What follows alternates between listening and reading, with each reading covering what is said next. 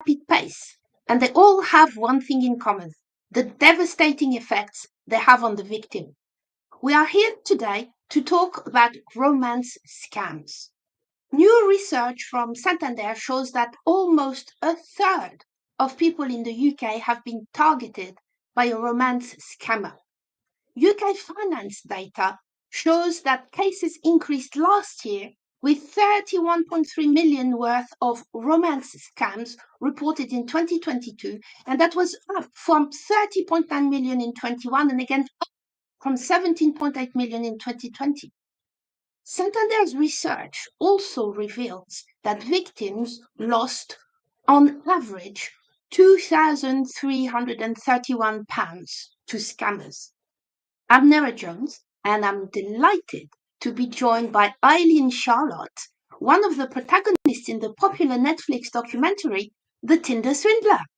Today, we'll talk about the human side of fraud and what the industry could do better to help scam victims. Ayleen, welcome. Hi, Nira. Thank you so much for having me today, and I'm excited to talk about fraud and the devastating impact of it. Let's start. Absolutely. Well, Eileen, first of all, for those who may not have watched the Tinder Swindler documentary on Netflix, can you give us a brief summary of your experience and how you became the victim of a romance scam? Yes, of course. I will tell my story just in a very short period of time because it's a very long story, as you know. I met this very charming, smart, and well presented guy on Tinder almost 6 years ago now. So it's a pretty long time. After a few weeks of chatting, we were just starting to have like a proper relationship. Everywhere I go, he go. And the first few months, he was the perfect boyfriend. We see each other a lot. We have a lot of fun together, and we share our lives and deepest thoughts. And he is also sending me a lot of flowers. I never received so many flowers in my life. Because of his father is a diamond mogul from Israel, he also had a lot of enemies because of his work in the diamond industry. And after 7 months being the perfect boyfriend, suddenly everything changed. He lost a very big business deal, and he needed a safe address and a credit card to be undetected for his enemies. So I offered him to move in with me, and I gave him my credit card and all of my savings. And he also sent me a check to cover all of this. But eventually, this check was never being covered. And even the months are passing. I also, under a lot of pressure and being worried about my own life as well, I took out two personal loans of 30K each. And every time he was working on this kind of operation, to stay safe and to keep us away from his enemies, he came to step 9 out of 10, and every time the operation failed. After even more than a year into the relationship, I was really completely broken. I had an insane debt, and he keeps on pressuring me to get more money. And at a specific day, on the 16th of February, I read an article in a Norwegian newspaper. And there I read that two girls, one from Sweden and one from Norway, got defrauded by the same guy. And that's when I knew that I got defrauded. And my whole life shattered into pieces. It felt like I was jumping out of a plane without any safety net. And yeah, until today, I am still working on the debt, and I am now also trying to share my story with the public and to help and support more victims who are in the same situation as I am. And that's very, very brave of you, Eileen, because I think one of the things that is often overlooked when we talk about fraud and scams is that there is a human element to fraud. And you've been through a really devastating experience. How important is it for the people involved in this fight, such as yourself, but also lawmakers, law enforcement, the banks, and other financial services institutions themselves to understand that there is a human behind every story? Yes, I always say what a lot of people don't understand is that fraud impacts all layers of the society. And the worst thing of all is that it destroys lives. In a lot of cases, it's not about the money anymore. But fraud brings you permanent mental damage, but also feelings of shame, and it gives you major trust issues for the rest of your life. And the worst thing, and that's the worst part why I am also sharing my story to help victims, is because fraud also costs lives. Because of the shame and the taboo, also a lot of people are taking their own lives because they don't know what to do anymore and they don't see any outcome. And that is something I really want to share with the world, that people really need to understand how much impact fraud has. And as you already told, so many people are scammed. So it's really like a global problem, in my belief. And this is also why I am, yeah, and this is also why I'm sharing my story, to change also the behavior in our society, in our view on victims of fraud, but also on fraud itself, because this really needs to stop. Absolutely, and it's a very difficult thing to fight. I mean, one thing is that the National Crime Agency here in the UK, to your point, Eileen, recently highlighted that nearly 90% of incidents of fraud and scams go underreported or altogether unreported. And the reason for this is, as you mentioned, embarrassment, perhaps shame, or other powerful emotions which the scammers play on. So many victims are the subject to this and in complete turmoil. When you talk about romance scams, it usually, as you've described earlier, starts as a fairy tale or a rom-com and ends up into a rom-con, which is completely devastating.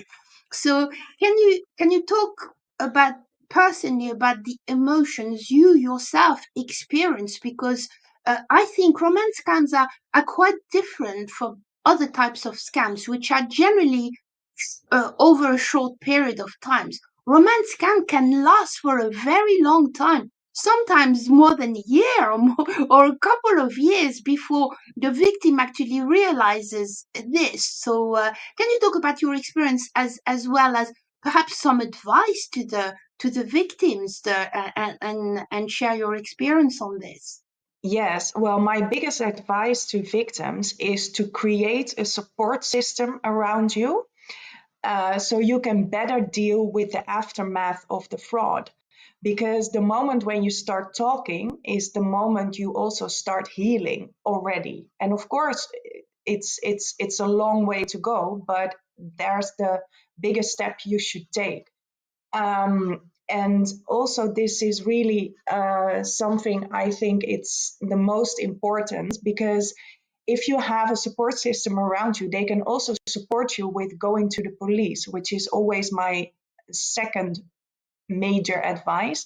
to really report this scam, because every time when people are not reporting, it means that everything is in advantage of the criminal. And that's something we don't want, because why, if someone steal your bike, or why someone is harassing you, we always report that, but why we don't report the fraud?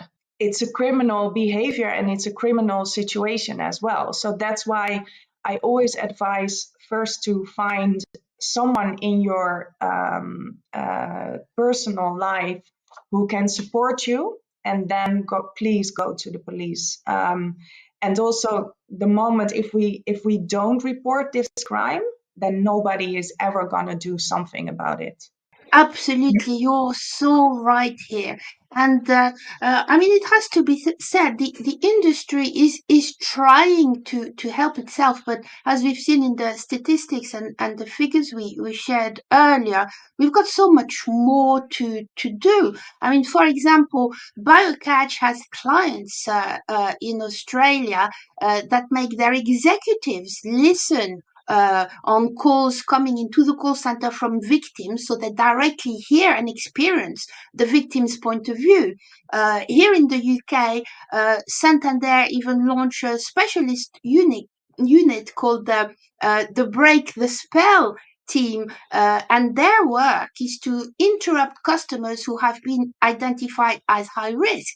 And this is very commendable, but when you look at the operations of such things, these calls can be very lengthy. I mean, when I read the report, I mean, up to 40 minutes or more, because victims are often in denial, and they can't be convinced that they're actually being scammed, which is very, very sad. So based on your experience, perhaps, what could do banks and financial services institution in general do better to help victims of scams? Well, I think everybody should, all the banks should copy the Australian banks, because I think it's so important that they have also psychological help with serving their customers and serving the victims of fraud. Because from my own experience, it took me 2 weeks to finally found the strength to call up the banks to help me with my debt, or maybe even just maybe take a pause on the loans, or etc. One bank told me that I invented the story, and that I was even trying to defraud the bank myself now with this story. It was crazy. And the second thing I heard was, maybe why aren't you selling your house? Then you will be free of all the debts. And those type of answers really made me lose my strength, and made me very depressed, and also put a lot of dark thoughts in my head, which is really, really hurtful. And people never understand that maybe that was the last push, when I almost wanted to kill myself. So I think that what Australian banks are doing is really amazing, because you never know who you got on the phone that day, what type of story they have, like for how many years they're already in the scam, or maybe they just found out like a week ago, and maybe if you spilled like coffee on your white trousers that morning, and you're telling a victim of fraud who just found out, whose life is scattered into pieces, to sell their house, then they're free of debt, then it can maybe cost a life because of that. So I think banks really should understand also what they are telling a victim, and which kind of questions they are asking a victim. And this is very difficult, because sometimes you don't know what their situation is. So please ask, what the situation is, and then try to figure out maybe and find a solution together. So also the victim feel a little bit supportive. Absolutely, Eileen. And this is really worrying because, of course, in the UK, we're trying to do the right thing with the new regulations that will come into force next year. But even the definition of a vulnerable customer and how to treat them is still not finalized yet. It's still under consultation. So we're hoping that we'll see the result from the regulator very soon. But when I look at you, Eileen, I don't see a vulnerable person. I wouldn't have seen a vulnerable person. This suggests a whole new set of skills that financial services institutions need to acquire, because a vulnerable person is not just an older vulnerable person that doesn't have digital skills, that is easily scammed or gullible, or someone who's in ill health. There are all sorts of vulnerabilities which, as far as I can tell right now, are not catered for. So this is we're in this for the long haul. I think though, so the more we can share stories such as yours, the better, really.